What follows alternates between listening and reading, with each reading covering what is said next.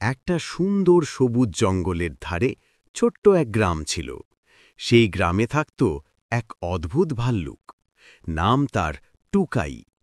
টুকাই প্রতিদিন রঙিন ফুলের জামা আর মিলিয়ে প্যান্ট পরে স্কুল যেত। তার জামা দেখলে মনে হতো যেন ফুলের বাগানই হাঁটছে। ভোরে ঘুম থেকে উঠে টুকাই নিজের নীল সাইকেলটা পরিষ্কার করত। ঘণ্টা বাজালে টিং টিং শব্দে পুরো গ্রাম জেগে উঠত। ব্যাগ কাঁধে নিয়ে সে সাইকেল চালিয়ে খুশি মনে স্কুলের পথে বেরিয়ে পড়ত।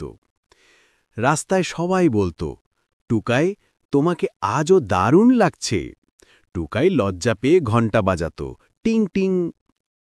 একদিন স্কুল যাওয়ার পথে তার সাইকেলের চেন খুলে গেল। টুকাই ভয় পেয়ে গেল, কিন্তু গ্রামের খরগোশ মিস্ত্রি হেসে বলল, চিন্তা করো না, দেখছি।